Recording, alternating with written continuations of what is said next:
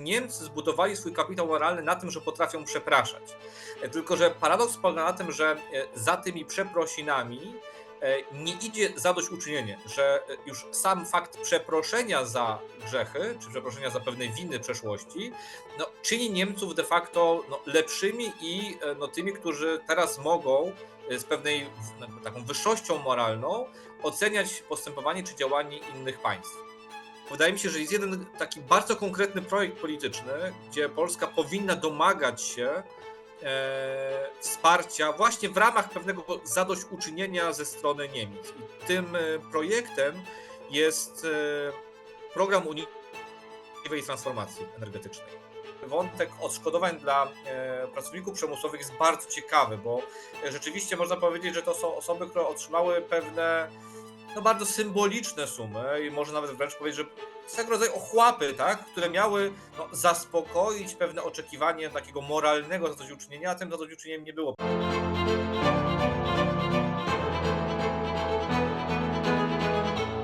Ten materiał powstał także dzięki darczyńcom Nowej Konfederacji. Jeśli chcesz, żeby takie całkowicie niezależne analizy spraw o strategicznym znaczeniu dalej powstawały, rozważ proszę dołączenie do grona darczyńców Nowej Konfederacji.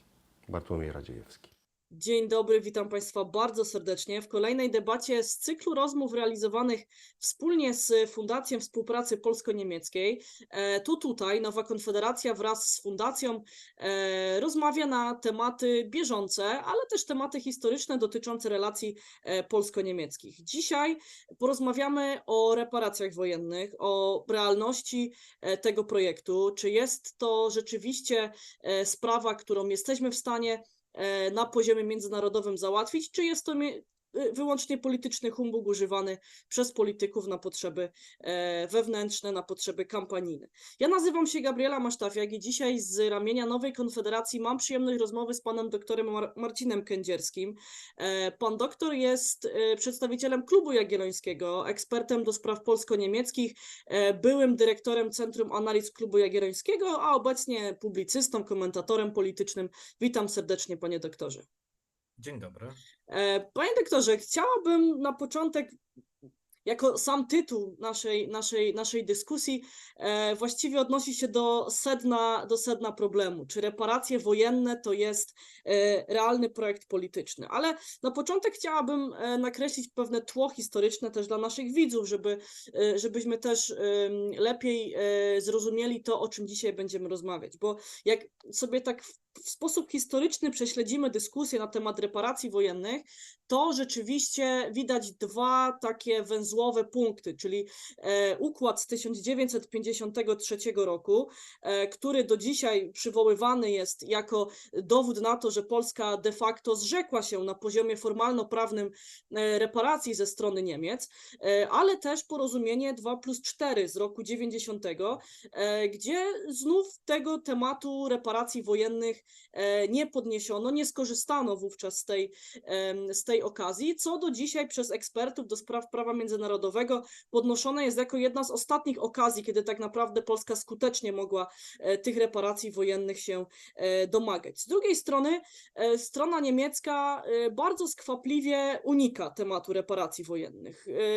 Nie poruszany jest on na poziomie relacji wzajemnych, wyłącznie w sferze moralnej strona niemiecka przyznaje, bierze na siebie odpowiedzialność, ale nie idą za tym żadne finansowe konsekwencje. W takim razie, panie doktorze, pierwsze pytanie, jak to jest, że kraj, który buduje wizerunek kraju, który bierze na siebie odpowiedzialność za wyrządzone krzywdy, który stara rozliczyć się z przeszłością, tak trudno jest mu przyznać się do tego na poziomie finansowym, na poziomie relacji dwustronnych z Polską?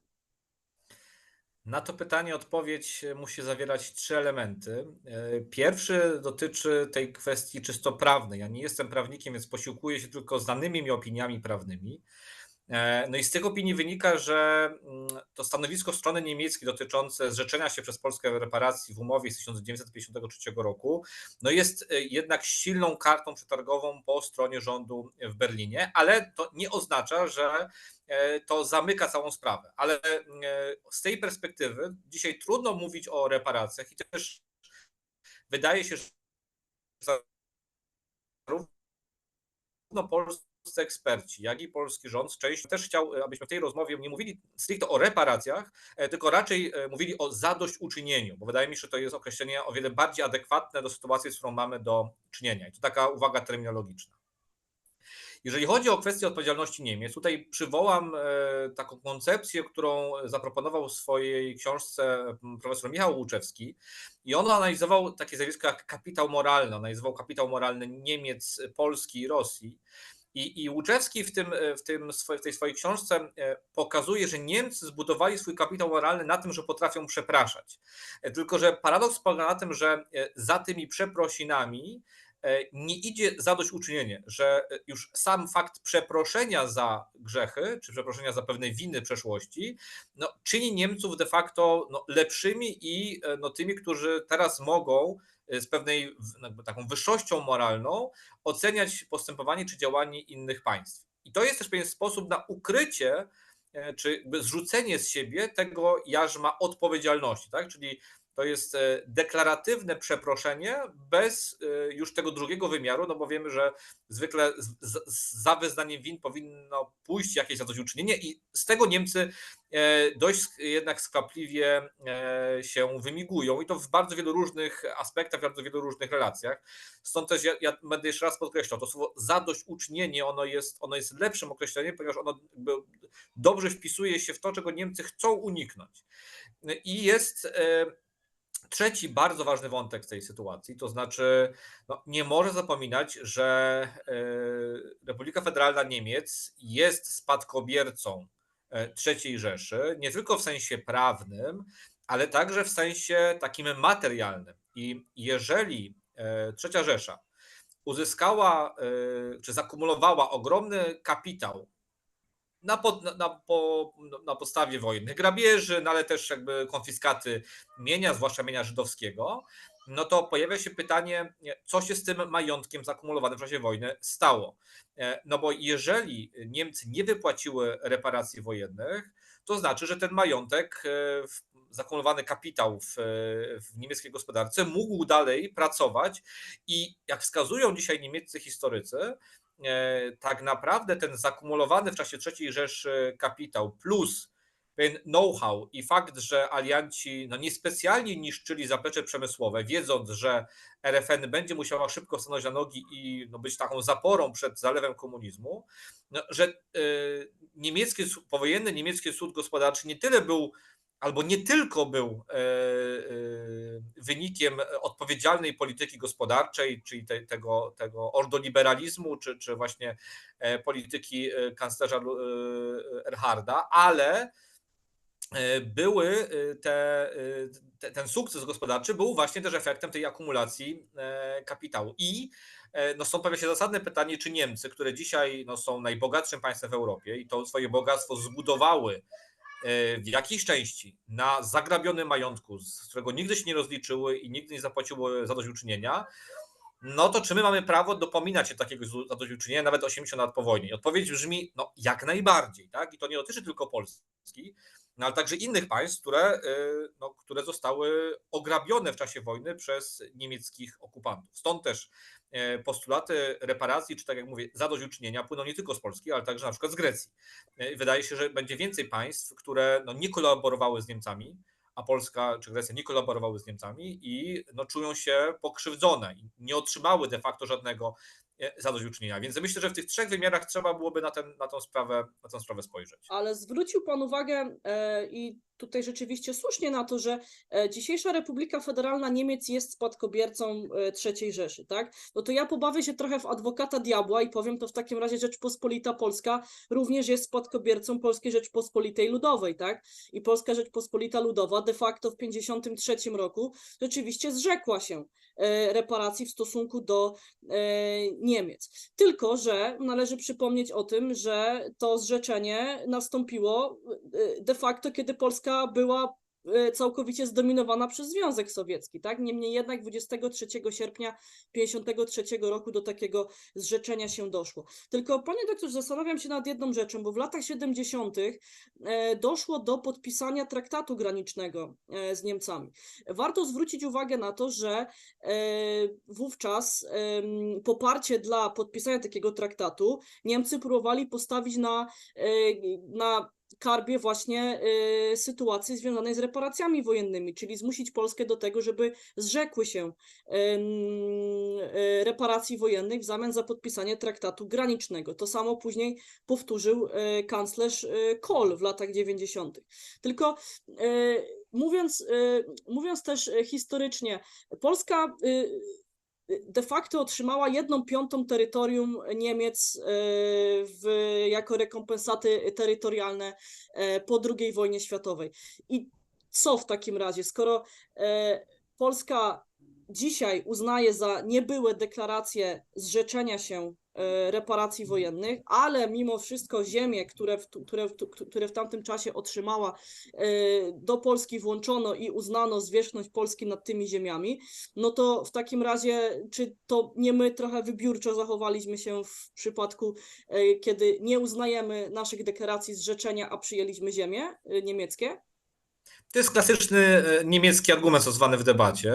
Ja przypomnę, że przecież to przesunięcie granic Polski o 200 kilometrów na zachód nie było decyzją polskich władz, tylko było decyzją sojuszników. Terytorium polskie zostało okrojone z prawie 400 000 km² do 312 000 km², więc Polska poniosła wyraźne straty terytorialne. No, z drugiej strony można argumentować, że przejęliśmy tereny o znacznie wyższym poziomie no, i zurbanizowania, i uprzemysłowienia, i w ogóle takim wyższym poziomie cywilizacyjnym, bo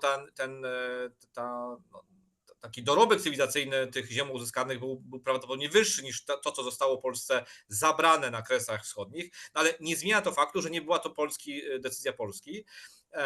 I ja sobie zdaję sprawę, że ten argument w Niemczech często jest faktycznie podnoszony, że Niemcy już spłaciły swoje zobowiązania, ponieważ utraciły swoje ziemie na wschodzie i też ponoszą z tego tytułu koszty. No ale wtedy oznaczałoby to, że my musimy domagać się zadośćuczynienia od Związku Radzieckiego, od innych aliantów za ziemię, które utraciliśmy za Bugiem, więc to jest dość taka karkołomna konstrukcja logiczna. No jednak Niemcy były sprawcami wojny, więc no, trudno się dziwić, że poniosły jakieś koszty w sytuacji, w której tę wojnę przegrało. Więc ten argument on jest w jakimś sensie, ja rozumiem, że on może być zasadny, tak, i że on jest obecny w niemieckiej debacie, ale on jednak jest dość bałamutny. Mhm. Natomiast trzeba pamiętać, że tak historycznie, jeżeli nawet popatrzymy sobie na administrację kościelną, no to przecież Kościół katolicki utworzył biskupstwa na tych ziemiach odzyskanych dopiero w 1972 roku, czyli po podpisaniu traktatu granicznego. Do lat 70. Tak naprawdę status tych ziem był dość tymczasowy, to znaczy myślę, że w społecznej świadomości nie było to pewne, że ta granica na Odrze i Nysie Łużyckiej jest absolutnie niezmienialna, tak? Czyli my dzisiaj oczywiście dla nas to jest oczywiste, że takie miejscowości jak Wrocław czy jak Szczecin są miastami polskimi, natomiast myślę, że w latach 60. istniała taka społeczna obawa, że możliwe, że tutaj nastąpią jakieś przesunięcia, no bo dlaczego miałoby ich nie być, skoro 20 lat wcześniej było to możliwe, tak? I nagle przesunięto w zasadzie wiele milionów Polaków z Lwowa i Wilna do Gdańska czy do Wrocławia. Więc to jest argument oczywiście historyczny i pewnie warto byłoby analizować to historycznie, ale dla mnie, z mojej perspektywy, jako ekonomisty, też analityka z polityki międzynarodowej takiej współczesnej, ciekawsze jest to, czy mamy do czynienia tu i teraz. No i Niewątpliwie te postulaty ziomkostw niemieckich, one nie są już tak silne, jak jeszcze były w przyszłości z zwyczajnych powodów, to znaczy już często osoby, które zostały wypędzone, tak jak mówią, używają tego określenia Niemcy, po prostu już nie żyją, też ich potomkowie już często dożywają dzisiaj, dożywają starości. Więc grupa docelowa, do których takie hasła by trafiały, jest po prostu coraz mniejsza. Co nie zmienia faktu, że sytuacja polityczna w Niemczech się mocno komplikuje za sprawą pojawienia się alternatywy dla Niemiec, która no jednak bierze to hasło sobie na sztandary i też traktuje to jako jeden z elementów odbudowy swojej siły politycznej, zwłaszcza w Niemczech Wschodnich. Ale tak jak mówię, to jest argument, który jakby jest zrozumiały z niemieckiej perspektywy, logicznie jest dość bałamutny. No i myślę, że warto byłoby jednak pokazywać i naszym partnerom za Odrą, że to nie myśmy zabrali im te ziemię, tylko one zostały nam dane w ramach rekompensaty i to też niepełnej, terytorialnej za to, co utraciliśmy na wschodzie, nie w wyniku naszej decyzji. No i tak naprawdę ten cały ciąg został zapoczątkowany decyzją Niemiec, które tę wojnę rozpoczęły, a nie Polski. Zgadza się.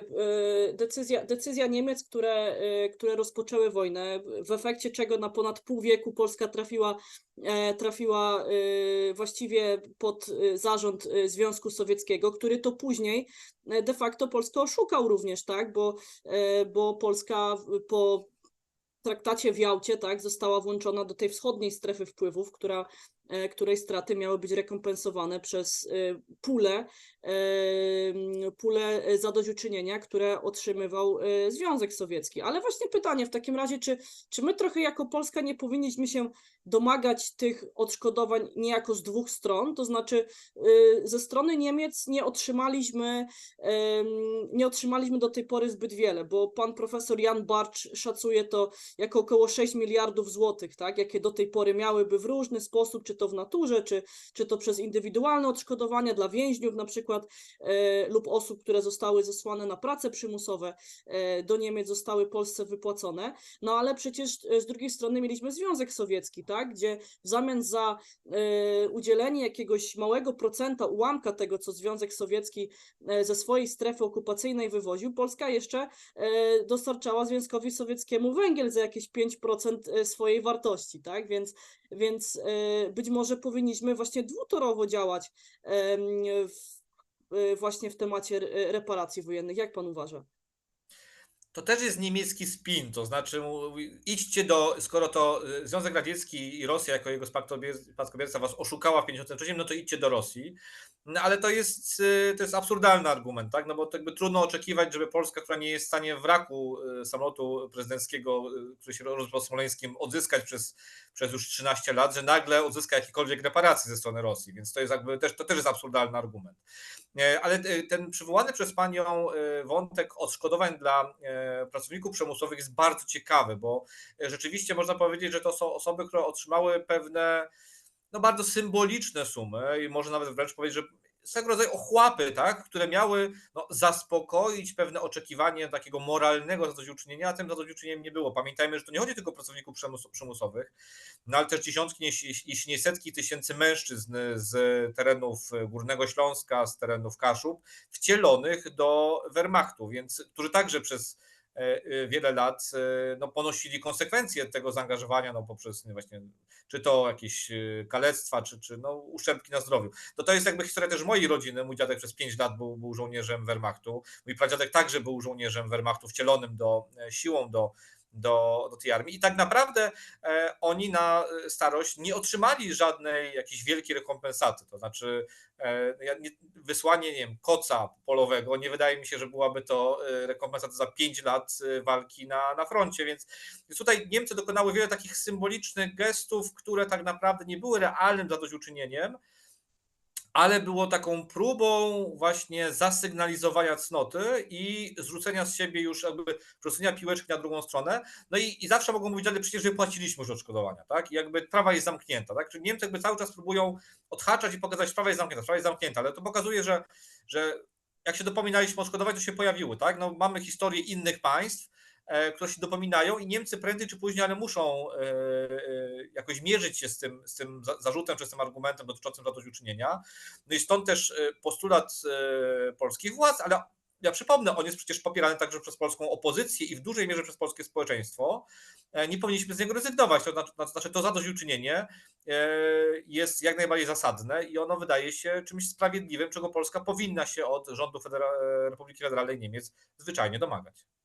Poruszył Pan bardzo ważną kwestię, bo rzeczywiście badania chociażby z 2019 roku pokazują taką naprawdę ogólnonarodową zgodę wobec tego, czy Niemcy powinny Polsce reparacje zwrócić i rzeczywiście tutaj ponad 60% społeczeństwa wypowiedziało się, że tak, jak najbardziej reparacje te powinny zostać przez Niemcy wypłacone. Ale zastanawiam się tylko nad taką jeszcze kolejną rzeczą, czy aby Niemcy nie stosują wobec Polski takiej polityki lekceważącej w dużej mierze, dlatego że wiedzą, że mogą, ponieważ my w Polsce nie mamy takiej ciągłości instytucjonalnej, jeśli chodzi o taką konsekwencję w domaganiu się tych reparacji.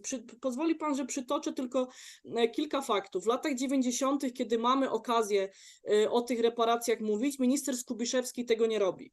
W 2004 roku rząd Marka Belki i ówczesny minister spraw zagranicznych Włodzimierz Cimoszewicz również ogłaszają, że sprawa jest zamknięta. Mimo wzywania ich do podjęcia działań przez uchwałę Sejmu chociażby, działania te nie zostają podjęte. I nagle temat wraca w 2017 roku, podniesiony przez Jarosława Kaczyńskiego, no i w mniejszym lub większym stopniu towarzyszy nam do dzisiaj. Mimo to Niemcy 3 października zeszłego roku, jutro mamy rocznicę złożenia noty dyplomatycznej przez ministra Rau'a, związanej z domaganiem się przez Polskę reparacji, na którą przychodzi odpowiedź jednozdaniowa ze strony Niemiec, że kwestia reparacji jest zamknięta. W związku z tym, czy to nie jest po prostu też objaw słabości naszego państwa mimo wszystko, nie tylko hipokryzji Niemiec, ale słabości naszego państwa i niesłyszanego naszego głosu na arenie międzynarodowej w tym temacie? No, niewątpliwie mamy do czynienia z pewną asymetrią, to znaczy Niemcy są państwem o wiele silniejszym, mającym o wiele większy potencjał, więc o wiele łatwiej jest takie postulaty jakoś dyskredytować, czy udawać, że one są właśnie, nie wiem, jakieś śmieszne, niepoważne, tak? I to jest jakby stała taktyka, którą Niemcy przyjmują. Zresztą one przyjmują nie tylko wobec Polski, tak? No bo przecież podobne argumenty Niemcy, rząd w Berlinie adresuje, czy wysyła pod adresem rządu w Atenach, tak? Natomiast wydaje mi się, że tutaj warto nie skupiać się tylko na tym wymiarze politycznym, ale też w tym takim wymiarze strukturalnym. No pamiętajmy, że polska elita polityczna jakoś bardzo wyraźnie nie dopominała się od Niemiec reparacji czy zadośćuczynienia w latach 90., no bo zostawiam okres PRL-u, no bo tutaj mieliśmy ręce związane, ale nawet po transformacji jakoś nie domagaliśmy się tego zadośćuczynienia, ale pamiętajmy, że Polska wówczas dążyła do integracji europejskiej, a Niemcy no jednak ubrały się w szaty takiego głównego ambasadora tych interesów, czy tych oczekiwań, czy aspiracji integracyjnych polskiego społeczeństwa. Ja pamiętam, że ówczesny komisarz do spraw rozszerzenia Günther Verheugen, Niemiec, był obecny niemalże w każdym wydaniu wiadomości i wszyscy czekali, co ten Verheugen powie, czy Polska już będzie mogła do tej Unii Europejskiej wejść, czy nie będzie mogła. I Niemcy też bardzo sprawnie przedstawili w takiej swojej opowieści, ale przecież my, no dobrze, no naszym zadośćuczynieniem, poza tymi kocami i tymi wypłatami dla pracowników przymusowych, było też reprezentowanie waszych interesów w Unii Europejskiej. No przecież to dzięki nam weszliście do Unii Europejskiej, to dzięki nam do was popłynęły te środki. Natomiast no też często Niemcy już nie zapominają dopowiedzieć, że największym beneficjentem tego wielkiego rozszerzenia był właśnie Berlin. I to zarówno w tej relacji między Polską i Niemcami, ale także wewnątrz Unii Europejskiej, bo przecież dla takiej Francji wielkie rozszerzenie 2004 roku było prawdziwą taką geostrategiczną katastrofą i bardzo wyraźnie wzmocniło pozycję Niemiec. Więc na wielu różnych poziomach i gospodarczym, no bo Niemcy na tym rozszerzeniu netto zarobiły, a nie straciły. Nawet jeżeli weźmiemy pod uwagę te płatności, no bo Niemcy są płatnikiem netto do unijnego budżetu, ale nawet pomimo tego Niemcy wychodzą na plus, jeżeli popatrzymy po pierwsze na kwestie korzyści związane z otwarciem dostępu do polskiego rynku, a po drugie, no jednak spora część tych europejskich środków, które trafia nad Wisłę, wraca w postaci kontraktów za Odrę, więc Niemcy korzystają z tego rozszerzenia bardzo wyraźnie właśnie i politycznie, i ekonomicznie, no ale próbują to właśnie, czy próbowały to sprzedać jako właśnie pewną jedną z form zadośćuczynienia. I stąd też nie dziwię się, że do 2004 roku polskie elity polityczne w zasadzie tego argumentu nie podnosiły, no obawiały się, że Niemcy mogą tutaj nam zablokować wejście do Unii. Sytuacja się zmieniła, kiedy do Unii weszliśmy, kiedy pojawiły się pierwsze konflikty, bo ta sprawa nie pojawiła się w roku 2017. Ja przypomnę, że przecież polski Sejm już w czasie tej kadencji 2005-2007 do tematów odszkodowań czy reparacji się odniósł. No przecież wówczas już pojawiały się pierwsze szacunki dotyczące tego, ile Polska straciła na wojnie. No i to wynikało z faktu, że byliśmy już członkami Unii Europejskiej, już nie potrzebowaliśmy tego niemieckiego wsparcia czy tego ambasadorowania naszym aspiracjom czy oczekiwaniom wejścia do Unii Europejskiej. No, minęło od tego czasu prawie 20 lat i faktycznie można powiedzieć, że ten temat odszkodowań, temat reparacji, czy tak jak ja podkreślam, zadośćuczynienia, on się pojawia w debacie publicznej, natomiast no nie ma co udawać, nie jesteśmy bardzo sumienni w jego zgłaszaniu, no bo było wiele deklaracji politycznych, były raporty, no była wreszcie nota dyplomatyczna ministra Rała, no ale ten temat nie jest jakoś szczególnie podnoszony. Tak? No nie jest tak, że my na każdym spotkaniu polsko-niemieckim zaczynamy jak Kato Starszy, tak, mówiąc o tym, że poza tym uważam, że należy zniszczyć Kartaginę. Tak? Znaczy, że każdy polski polityk na koniec, nawet w żartach, powinien mówić, że dobrze, ale tutaj rozmawiamy, ale no to co z tym zadośćuczynieniem, tak? I wydaje mi się, że tego faktycznie brakuje, ale tutaj bym nie zrzucał całej odpowiedzialności na polski rząd, no bo to też jest tak, że i polskie elity polityczne szerzej, no bo to też jest tak, że Niemcy jednak mają świetnie wypracowaną strategię jednak unikania rozmowy o tych zadośćuczynieniach i to nie tylko w tych relacjach polsko-niemieckich, ale także w relacjach z innymi państwami. No ale w relacjach z innymi państwami przywołał Pan tutaj przykład Grecji chociażby, która również w ubiegłym roku jeszcze ogłosiła takie wspólne z Polską organizowane konsultacje na temat możliwości egzekwowania reparacji wojennych ze strony Niemiec. Lata temu też pojawiały się głosy, że o ile na poziomie prawnym jeszcze Grecy mieliby szansę uzyskania potwierdzenia zasadności, bo nie mówiono o tym, że cokolwiek zostanie wypłacone, ale uzyskania potwierdzenia zasadności swoich roszczeń, tak Polska nie ma na to szans, znów przywołując to zrzeczenie się z 1953 roku. Ale mamy nie dalej jak z ubiegłego roku przykład Namibii chociażby, której Niemcy chcą w ciągu kolejnych 30 lat wypłacić ponad 1 miliard euro zadośćuczynienia za ludobójstwo, którego dopuściły się na początku XX wieku, w latach 1904-1908 na terenie tego kraju. No i teraz pytanie w takim razie, skąd ta nierówność, skąd ta nierówność w zadośćuczynieniu i skąd wiadomość, informacja o tym, że to rząd Namibii okazał się skuteczniejszy w dochodzeniu swoich roszczeń ze strony Niemiec? Nie znam dokładnie tej sprawy, ale wydaje mi się, że o wiele łatwiej jest odwoływać się do argumentu z takiego kolonialnego, no zwłaszcza mamy dzisiaj tą całą akcję też klękania na jedno kolano, tak? Czy tego takiego dziedzictwa postkolonialnego, gdzie były imperia kolonialne przepraszają za swoje grzechy. No i jakby w tym duchu Niemcom ciężko było się tutaj jakoś, ciężko było uniknąć tej odpowiedzialności. Natomiast no, jeżeli byśmy wytargowali to zadośćuczynienie od Niemiec, to otwiera to ogromną puszkę Pandory, no bo tak naprawdę wszystkie państwa europejskie, bo większość państw europejskich, która została jakoś zaatakowana przez III Rzeszę, miałaby podstawę do tego, żeby się takich odszkodowań czy takiego zadośćuczynienia dopominać. Więc myślę, że w Berlinie nikt poważnie myśląc nie dopuści do tego, żeby w ogóle taka rozmowa się na poważnie zaczęła. Ale ja bym zwrócił uwagę na inny aspekt, bo wydaje mi się, że kiedy mówimy o tym zadośćuczynieniu, to nie trzeba skupiać się tylko na historii i tych szacunkach, no to ile Niemcy powinny oddać, bo wydaje mi się, że jest jeden taki bardzo konkretny projekt polityczny, gdzie Polska powinna domagać się wsparcia właśnie w ramach pewnego zadośćuczynienia ze strony Niemiec. I tym projektem jest program unijnej transformacji energetycznej. Unia Europejska z powodów geopolitycznych, i to jest zrozumiałe, wybrała politykę klimatyczno-energetyczną jako taki nośnik swojej pozycji globalnej. i my tego nie zatrzymamy, ale jednocześnie trzeba być świadomym, że Polska ma tutaj strukturalnie najgorszą sytuację, jeżeli chodzi o kwestię transformacji energetycznej. Ona będzie kosztowała najwięcej, no ale jeżeli mamy się w ogóle w tym pociągu załapać, to niezależnie od tego, czy to będzie w Polsce rządził rząd Prawa i Sprawiedliwości, czy rząd opozycji, taki jak, nie wiem, Koalicja Obywatelska na przykład, no to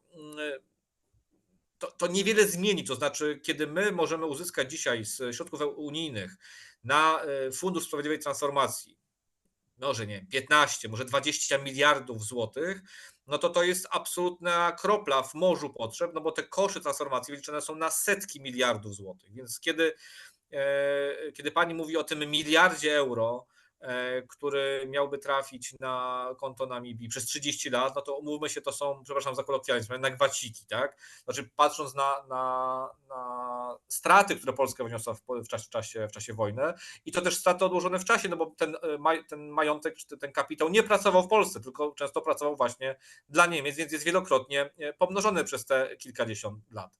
Więc gdybym miał się dopominać i gdybym był na miejscu polskiego rządu, to jednak bardzo wyraźnie stawiałbym, chociaż tutaj wiemy, że akurat obecnie ze względu na konflikt wokół praworządności tutaj Polska ma w zasadzie zerowe pole manewru, ale gdyby w Polsce nastąpiła zmiana władzy i gdyby ten spór o praworządność się skończył, no to na miejscu nowego rządu jednak argumentowałbym, że Polska dopominałaby się tego zadośćuczynienia w postaci zwiększenia środków na Fundusz Sprawiedliwej Transformacji, który byłby zasilony dodatkowymi płatnościami wyłącznie z budżetu Republiki Federalnej Niemiec.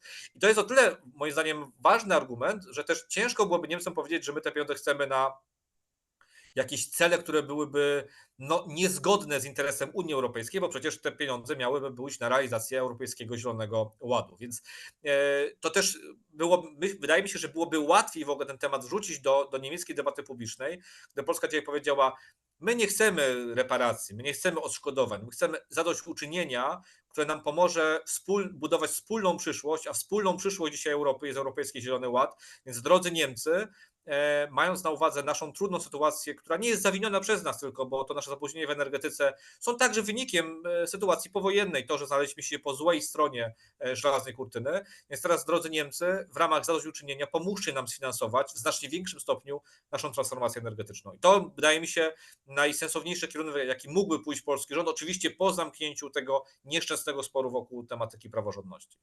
A widzi pan w Polsce takie siły polityczne, które byłyby w stanie to, o czym pan przed momentem powiedział, wyartykułować Niemcom również? No bo skoro obecna ekipa rządząca, bądź co bądź poszła na frontalne zderzenie i z Niemcami, i z Komisją Europejską, z Unią Europejską, jako wspólnotą i z organami nią zarządzającymi, to czy mamy w Polsce kandydatów, żeby w taki sposób postawić sprawę po wyborach, jakkolwiek się zakończą w najbliższym czasie?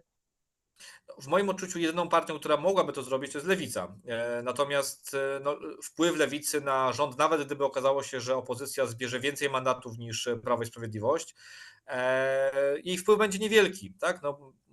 W proporcji na przykład do Koalicji Obywatelskiej. Niespecjalnie wierzę w to, aby Koalicja Obywatelska była gotowa taką politykę poprowadzić. Raczej będzie starała się wrócić do takiej polityki europejskiego mainstreamu, żeby nie drażnić właśnie, żeby nie być tym takim niegrzecznym chłopcem w klasie. Z wypowiedzi przynajmniej polityków lewicy, w tym między innymi Adriana Zandberga, wnioskuję, że on byłby gotowy stanowczo zabrać stanowisko względem Niemiec właśnie i też myślę, że ta tematyka klimatyczna byłaby mu bliska, natomiast trzeba realnie powiedzieć, że prawdopodobieństwo, że Adrian Zandberg będzie miał wpływ na przyszły polski rząd jest zaniedbywalnie niskie. A z drugiej strony myślę, że Prawo i Sprawiedliwość byłoby gotowe taki argument postawić, ale po prostu ze względu na te wszystkie kwestie sporów wokół praworządności, i będzie absolutnie niewiarygodnym partnerem dla niemieckiej opinii publicznej. Więc tylko opozycja może to zrobić w Polsce skutecznie, a z opozycji moim zdaniem tylko Lewica, ale nie widzę realnej możliwości, aby Lewica miała na tyle dużo mandatów, aby mogła decydować o kształcie polskiej polityki zagranicznej. Panie doktorze, a czy w niemieckim społeczeństwie temat reparacji wojennych, wypłacania jakichkolwiek zadośćuczynień krajom zniszczonym przez niemiecką agresję, czy to jakkolwiek rezonuje w społeczeństwie? Czy my mamy do jakich emocji społecznych odwoływać się w Niemczech? Czy ten kapitał moralny, o którym pan wspomniał, ta kultura przepraszania, brania moralnej odpowiedzialności, etycznej odpowiedzialności, tak, ale ta niemiecka wrażliwość została już tak uformowana przez te lata niemieckiej polityki przepraszania, że już całkowicie pokolenia, które wchodzą obecnie do Bundestagu w trampkach, tak, jak się mówi o tym nowym pokoleniu niemieckich polityków, czy oni również w taki sposób postrzegają sprawę? Myślę, że z ich perspektywy w ogóle nie ma tematu do zadośćuczynienia. Tak? Dla nich już temat wojny jest kompletnie abstrakcyjny. To, do czego się możemy odwoływać, do tego nowego pokolenia niemieckich polityków, no to właśnie do pewnej solidarności europejskiej, do tematyki tych zielonych technologii, bo to jest język, który oni zrozumieją. Natomiast no też nie zapominajmy, że dzisiaj Niemcy są w trudnym położeniu także gospodarczym. Mamy narastające nierówności, czego dowodem są wyniki Alternatywy dla Niemiec. No to jest partia jednak protestu. Także na gruncie ekonomicznym. I no problem polega na tym, że dzisiaj elity gospodarcze niemieckie, ale tak działo się także we Francji, no będą musiały poszukać pewnego kozła ofiarnego, kto odpowiada za to zubożenie klasy średniej w państwach Europy Zachodniej. No i tutaj naturalnym kandydatem, no, odpowiedzialnym oczywiście jest największy kapitał w Niemczech, we Francji, ale jest oczywiste, że nie wezmą na siebie tej odpowiedzialności i będą chciały ją zrzucić na kogoś z zewnątrz. I tutaj no, Polska i inne kraje naszego regionu są bardzo wygodnym chłopcem do bicia i to widać bardzo wyraźnie w kampaniach politycznych, że no jednak nawet takie hasła jak dumping socjalny, tak? Czyli że Polska kradnie pieniądze, tak? Albo gra nieuczciwie na wspólnym rynku, albo na przykład ten pakiet Mobilności Plus, który był forsowany przez Niemców i Francuzów, który de facto ograniczył swobodę przepływu usług, ograniczając też możliwości świadczenia usług przez polskich usługodawców. To jest także dyrektywa dotycząca pracy delegowanej i możliwości konkurowania przez polskie firmy przewozowe na niemieckim rynku. Więc wydaje mi się, że tutaj jakby niespecjalnie i będzie nam coraz trudniej, bo wydaje mi się, że coraz więcej niemieckich partii też pod wpływem AfD będzie próbowało pokazać, że problemy Niemiec, współczesne problemy Niemców, tak, gospodarcze, czyli ten brak bezpieczeństwa ekonomicznego, to nie jest wina systemu gospodarczego, który został przyjęty, tylko to jest po prostu wina tych innych, zwłaszcza tych innych za Odrą, którzy nam zabierają pracę i którzy nam zabierają nasze dochody. No i w tej sytuacji rozmowa o zadośćuczynienia będzie jeszcze trudniejsza, więc jeżeli do tej pory ona była trudna, tak teraz ona staje się, no, albo była wręcz ekstremalnie trudna, to dzisiaj ta podwyżka, ta poprzeczka idzie tylko do góry. Panie doktorze, a czy ta rozmowa nie byłaby chociaż odrobinę łatwiejsza, gdybyśmy prowadzili ją wspólnie na przykład z Izraelem? Ponieważ w ubiegłym roku, jeśli dobrze pamiętam, pani Hanna Radziejowska, dyrektor Instytutu Pileckiego w Berlinie, opublikowała takie dane, które znalazła w dokumentach Ministerstwa Finansów Niemiec, mówiące o tym, że tak naprawdę największymi beneficjentami II wojny światowej i osobami, które otrzymały odszkodowania, to byli właśnie Niemcy, między innymi osoby, które były prześladowane politycznie ze względu na właśnie orientację seksualną, na przykład, które były zmuszane do pracy w realiach II wojny światowej, ale podała też kwotę 65 miliardów euro, która wypłacana była członkom społeczności żydowskiej jako rekompensata za poniesione krzywdy. No i pytanie w takim razie, czy może my po prostu potrzebujemy jakiegoś silniejszego partnera również w tym, żeby o takich reparacjach rozmawiać. No, naród żydowski wydaje się tutaj naturalnym partnerem, no bo też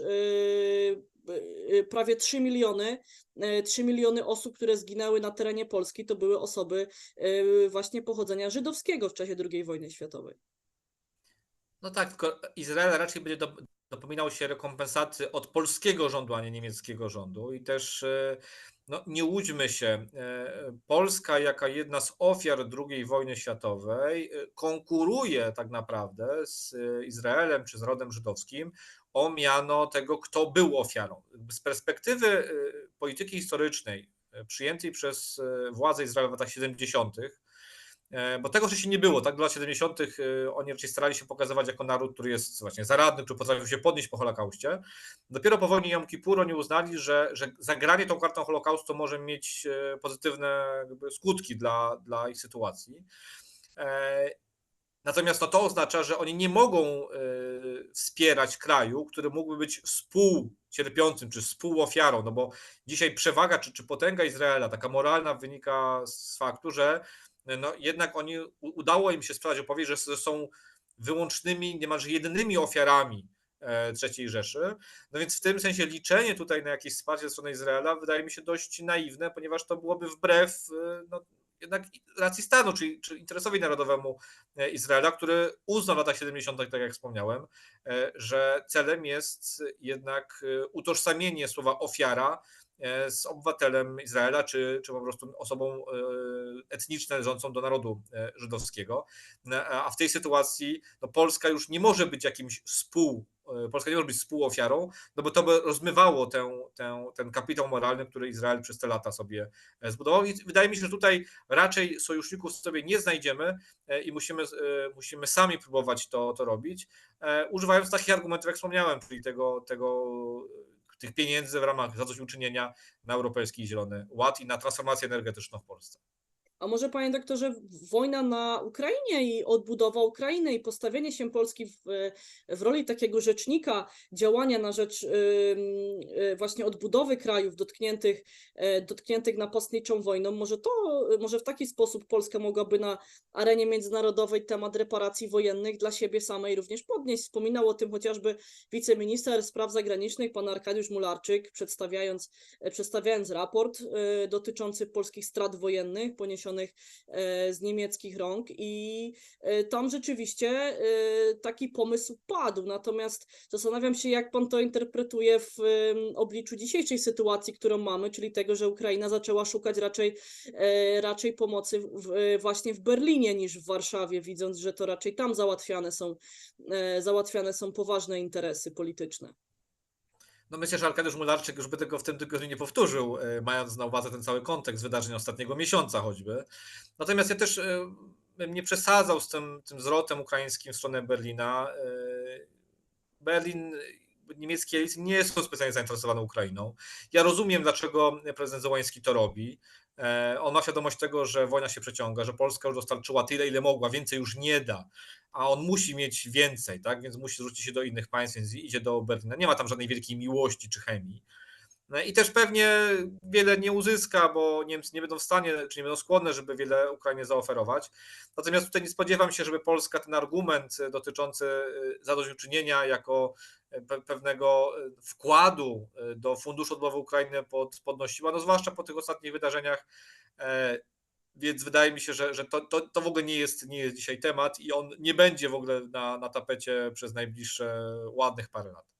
Czyli pana zdaniem powinniśmy sięgnąć po to, co właściwie mamy na wyciągnięcie ręki, czyli naszą politykę europejską, to co jest nam najbliższe, po ten format, w którym współpracujemy z Niemcami, ale chciałam też przypomnieć format Trójkąta Weimarskiego, który de facto zamarł jakiś czas temu, między innymi na kanwie sporów o praworządność w Polsce, ale no niewątpliwie kwestia reparacji wojennych tutaj również miała swój wkład. Natomiast pytanie, czy nasza polityka europejska w takim kształcie, w jakim jest teraz, w jakim obserwowaliśmy ją przez ostatnie lata, czy ona nie pokazuje nam trochę, że my nie za bardzo rozumiemy te reguły gry, które rządzą Unią Europejską? Jeśli mielibyśmy cokolwiek na tej arenie wskórać, to czy my mamy szansę podnosić takie argumenty, chociażby właśnie w kontekście transformacji energetycznej? To pytanie to jest zaproszenie do pisania habilitacji tak naprawdę o skuteczność polskiej dyplomacji czy polityki europejskiej. Ja nie chciałbym się w to bardzo teraz zgłębiać. Odniósłbym się do tego, o czym pani mówiła, czy do tego Trójkąta Weimarskiego. No to jest twór, który jest martwy, tak? I w dużej mierze wiara w to, że Polska może coś osiągać przez Trójkąt Weimarski jest utopijna i naiwna. Trójkąt Weimarski był narzędziem dla Niemiec, żeby budować przeciwwagę dla Francji. Francuzi czasem mieli to jako narzędzie, jako budowanie przeciwwagi dla Niemiec, tak? Że Polska była tym takim trzecim krajem, które można było właśnie wykorzystać przeciwko sobie. Natomiast, żeby Polska coś zbudowała przeciwko komuś, no to myślę, że to się nie mieściłoby w głowie ani elit politycznych Berlina, ani Paryża. Ciekawy jest faktycznie wątek rozszerzenia Unii Europejskiej na wschód, bo ja uważam, że Ukraina prędzej czy później dołączy jako członek drugiej, trzeciej kategorii z wieloma okresami przejściowymi. Natomiast no, to rozszerzenie niekoniecznie jest w interesie Niemiec, dlatego że ono paradoksalnie może trochę wzmocnić państwa naszego regionu, a tym samym osłabić Berlin, czyli być bardziej w interesie Paryża. I tak też czytam wizytę i wystąpienie prezydenta Macrona na konferencji Globsec w Bratysławie, który starał się pokazywać, czy jakby pokazywać, że on jest tak naprawdę sojusznikiem państw Europy Środkowej, to on jest sojusznikiem Ukrainy, no bo to jest pewien sposób na lewarowanie pozycji Niemiec, które, i to też Francuzi widzą bardzo wyraźnie, które w ostatnich latach słabną, no zwłaszcza w ostatnich miesiącach. Mieliśmy tę okładkę Economista po 20 latach powtórnie, czy Niemcy znowu będą chorym człowiekiem Europy. Niemcy doświadczają problemów strukturalnych, związanych i z niedoborami rąk do pracy, i z pewnym uzależnieniem, czy to od tanich rosyjskich surowców, które się skończyło, albo od dostępu do chińskiego rynku, gdzie mogli i tanio sprzedawać, i też mieć tanie zaplecze produkcyjne, to też się powoli kończy, chociaż no tutaj Niemcy lawirują jak tylko mogą z tym tak zwanym deriskingiem, tak? No już nie mówimy o decouplingu, czyli tym rozdzieleniu Niemiec i Chin, którego domagali się Amerykanie. Niemcy to sprzedają jako derisking. Myślę, że z tego deriskingu też niewiele zostanie. Niemcy będą próbowały, jak się tylko da, z Chinami współpracować, no ale to nie będzie już możliwe na taką skalę, jak jeszcze przed wojną czy przed pandemią. Tak z powodu tego, że Chiny tego nie będą chciały. I to oznacza, że ta sytuacja niemieckiej gospodarki będzie coraz trudniejsza i Niemcy, ta dysproporcja, czy ta asymetria między Niemcami i Francją będzie maleć. No i Francuzi myślę, że mogą chcieć też trochę zajść Berlin od wschodu, tak, od drugiej strony, budując sobie relacje w miejscu, które jest taką naturalną strefą wpływów Berlina. W takim razie, panie doktorze, podsumowując naszą dotychczasową rozmowę i wracając też do punktu wyjścia, od którego zaczęliśmy. Reparacje wojenne, realny projekt polityczny, bo ja odnoszę wrażenie, że realny projekt polityczny, jeśli właśnie co? No on jest realny, jeśli zaczniemy mówić faktycznie o zadośćuczynieniu, jeżeli zaczniemy mówić o tym systematycznie, jeżeli ubierzemy go w instrumenty polityki europejskiej, w tym tego Funduszu Sprawiedliwej Transformacji. Wtedy jesteśmy w stanie ten temat w ogóle wrzucić nie tylko do agendy relacji polsko-niemieckich, ale na agendę europejską. Ale żeby to było możliwe, no to albo polski rząd musiałby wycofać się ze swojej reformy wymiaru sprawiedliwości i zamknąć spór o praworządność, w co szczerze mówiąc nie wierzę, albo musiałaby się w Polsce zmienić władza, która byłaby gotowa do tego, żeby prowadzić asertywną politykę wobec Berlina, w co wierzę równie mało. Więc z tej perspektywy wydaje mi się, że raczej to jest strategia, którą należałoby określić mianem nierealnej, ale dobrze byłoby się zaskoczyć pozytywnie. Dokładnie tak. W związku z tym rozwój sytuacji będziemy obserwować, szczególnie biorąc pod uwagę zbliżające się wybory parlamentarne i to, która ekipa polityczna będzie ten temat kontynuować lub która odłoży go na kolejne kilkanaście lat, jak stało się między rokiem 2014 a 2017. A ja dzisiaj Państwu bardzo serdecznie dziękuję. Moim gościem był pan dr Marcin Kędzierski, ekspert Klubu Jagiellońskiego, ekonomista, wykładowca Uniwersytetu Ekonomicznego w Krakowie, były dyrektor Centrum Analiz Klubu Jagiellońskiego. Dziękuję bardzo panie doktorze. Dziękuję również, do A widzenia. ja nazywam się Gabriela Masztawek i zapraszam Państwa na kolejne debaty w cyklu rozmów organizowanych wspólnie z Fundacją Współpracy Polsko-Niemieckiej. Jeszcze sporo przed nami, także do zobaczenia na naszym kanale już wkrótce. Dziękuję, do widzenia.